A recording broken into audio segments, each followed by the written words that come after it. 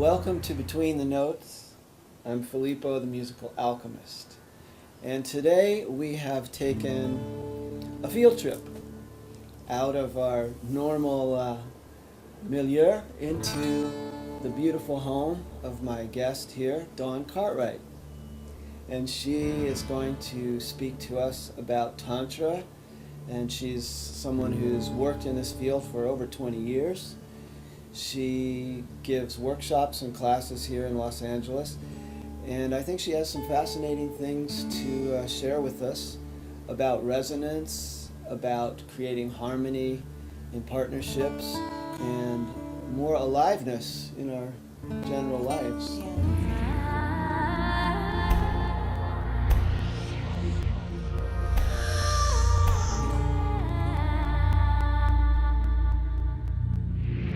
I'm just re-entering the world of music. For years, many of you do not know this about me. I played French horn for many years. I know, can you believe that? So, and I took a break. Now I'm learning to play guitar. And now that I'm learning to play guitar, I'm listening to all the many fabulous guitarists that we have in our local community, and people who are not just guitarists, but these people are like super rocket scientists of music, right? And what I'm realizing and really learning is the technology of music. Mm-hmm. And just this morning I was listening to a friend of mine's raga, and it's a morning raga, and it's to create in me a certain feeling to start my day, basically. A rasa. Right. Mm-hmm. Was it? Okay. So it's basic feeling to start my day. And music is an incredible way to get us all in tune with each other. And what if sex is the music of our soul as well? What if that's also that sex itself has a tonality? I feel it does. It has resonance, certainly. I know in my own experiences, and perhaps you've had these as well, in my sexuality where physical objects became sound, where sound became color, where the senses really started to shift. And this whole idea of resonance became more about vibration than about any one of the senses. Do you know what I'm sort of I talking absolutely do. We've had some interesting explorations of vibration on this series, and I'm really glad you're taking it into this dimension, because this is exactly where I wanted to go. Yes, we are all vibratory beings. So I want you to shed some more of your light, the experience you've had, on how is sex a frequency or a song of our soul somehow. Talk about that if you Yeah, want. like the Psalms of Sex, like Yeah. you're naming the series. She's very good. So here's the thing. We're human. We're in bodies. And that is a great thing. And it's something that I certainly don't want to miss out on. And it's challenging as an Aquarian to sort of keep having the temporal experience, right? Keep bringing it back to the body, because being expanded and being universal is super easy. Yeah, it's so great to go in the cosmos, but what's it like to sit right here and be close and to feel a human frailty, the mortality, and all those things that make life so special and artistic.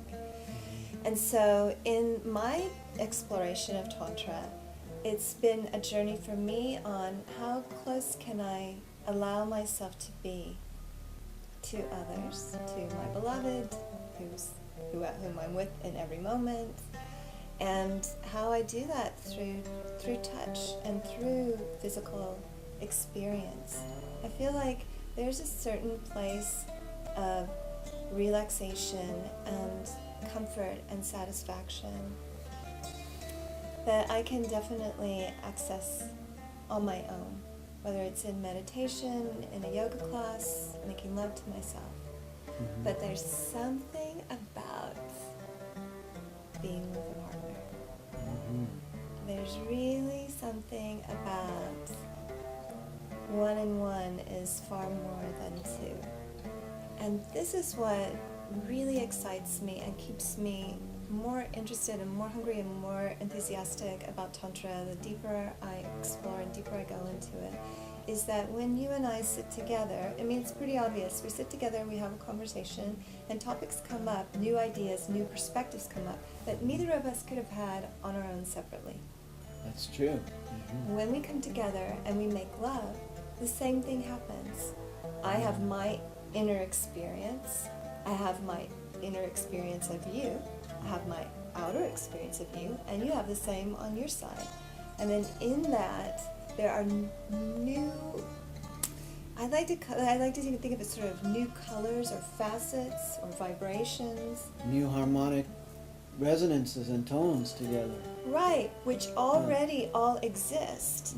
However, my conditioning that has created in me sort of a concretized perception of reality hadn't had the chance to break out into before you and I entered into a union.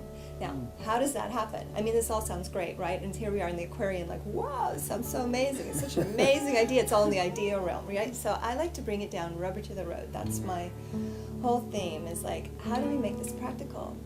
Well, what I've found, what works for me, is that when I release tension in my body, I'm more available to feel my own sensations, my own feelings of attraction, my own feelings of curiosity. I'm able to sense and feel more compassion and empathy with my partner. I'm able to tune into him or her more completely because I'm letting go of some of my rigidity.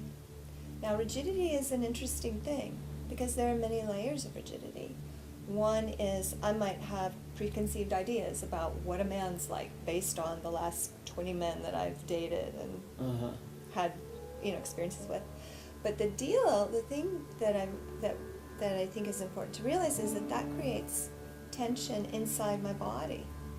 Somewhere in my body there's Jack, and somewhere there's Steve, and somewhere there's Jeffrey, and like somewhere in my body I'm holding on to that memory.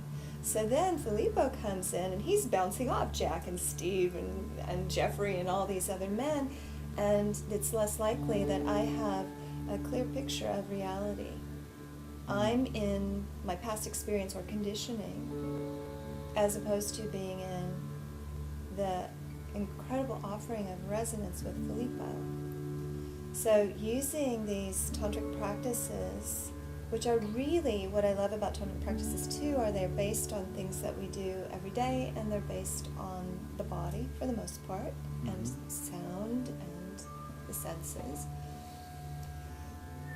Give me tools and sort of stepping stones for how to let go of those conditioned responses or blocks I might put up, and open me up to the full potential of what it's like to be a human being having a sexual experience. Raw sensitivity, open up. Yeah, and vulnerability. Vulnerability, yes. And the willingness to not know. And the willingness for I said this yesterday in a teleclass that I was leading, to be someone who rediscovers love every moment through the act of loving. This makes me so excited. What is it to rediscover love?